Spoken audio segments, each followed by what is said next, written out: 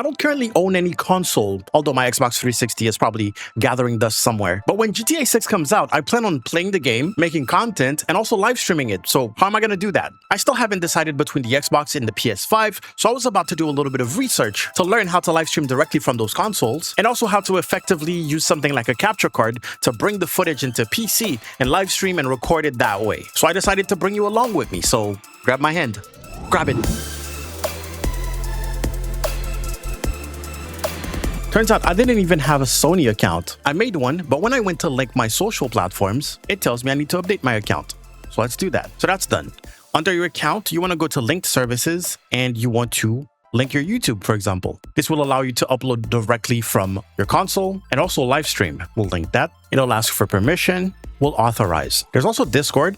I don't know what the benefits are, but we'll learn about them. Let your Discord friends see when you're online and what you're playing, if that's something you want. Join a Discord voice chat using your PS5, and then manage features such as audio levels, muting, channel switching. Let's do that. So basic authorization here, and we're done. Now, considering I don't have the console and I don't have the Twitch app installed on it, I'm guessing that's why it's not showing up in the list right now. So I looked up a tutorial from this channel, which is pretty amazing and straight to the point. And basically from the console settings, you have to go to users and accounts. Then from there, you'll find link services and then Twitch should appear. And the way it links it is by giving you a QR code that you can scan with your phone or just a link that you can put in your browser. It brings you to Twitch. In there, you're going to type the special code and that's it. Your Twitch account should be linked to your PS5. Once it's done, you'll see this page and you can always unlink it. After that, once you want to broadcast, just launch the game and then press this button. And at the bottom right, you'll see an icon for broadcasting. If you have Twitch by default, it'll show this, but you can always look at the options and choose where to broadcast from.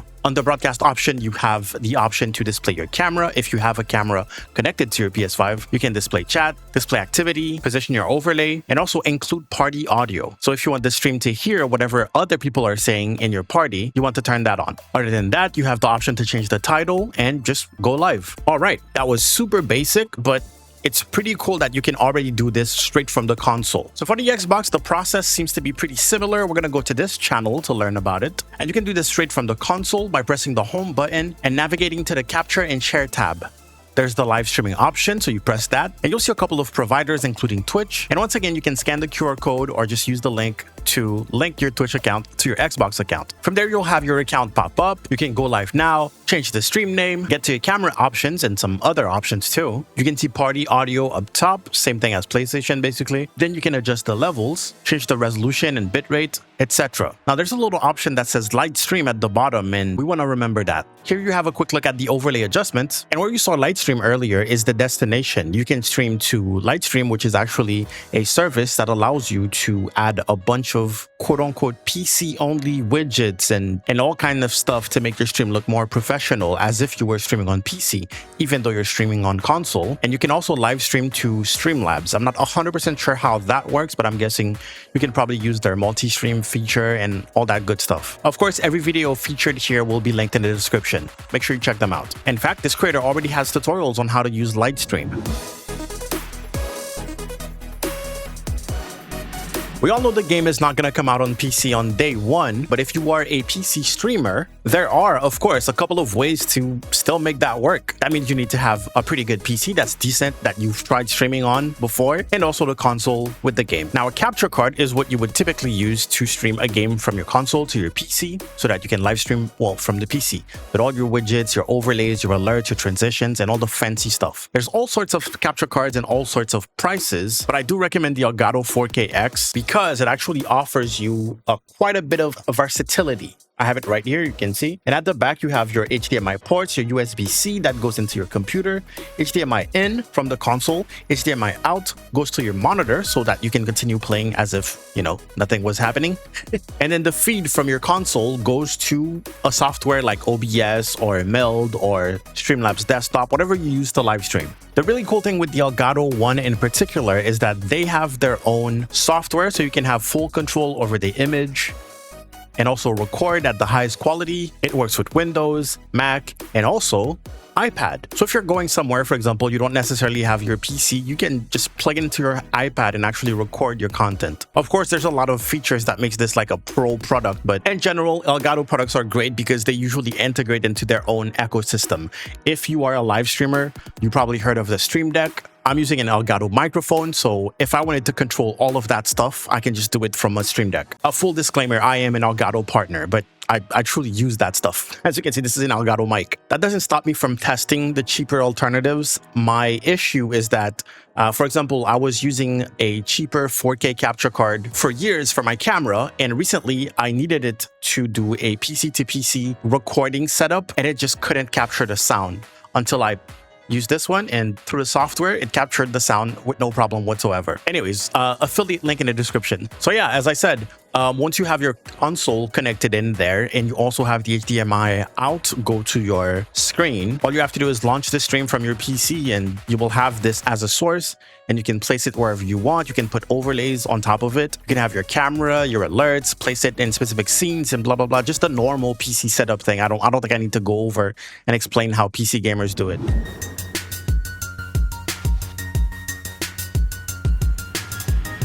Finally, we have the Lightstream solution, which basically lets you stream directly from your console, but with a lot of the advantages of PC streaming. But it's a service, meaning that you don't need a beefy streaming computer. Your stream is just gonna go through this website that's gonna rebroadcast it with all the stuff that you basically customized into the stream. I need that to be very, very clear. Using Lightstream doesn't mean you're a PC streamer. You're using a service that basically restreams it for you, which means there will be limitations, but it's a step above streaming straight from console and towards streaming from PC in a way, but super convenient that you don't need a beefy PC to run the stream from scratch. So this is their intro video where you go to the website, log in with your Twitch account. So on your first login, the website will actually give you a full tutorial. And at the bottom, you can see it shows you like your scene setup. So if you want to have like your fancy starting soon screen and then get to the gameplay or go to just chatting, be right back, ending, etc. Bottom left, you'll see the add button and you get a glimpse of all the things that you can add to your scene. So images, videos, you can even add a guest, your camera, etc., etc. All of that basically runs off a browser. The cool thing here is that since it's connected to your Twitch account, it already supports things like alerts and your chat and your goals. So it kind of removes the need for like third-party alerts and all that, like Stream Elements or Streamlabs. But at the bottom, you'll see third-party browser source, which means that you can still add those. If you already have your alerts, for example, set on Streamlabs or Stream Elements or whatever other service, you can still add those too.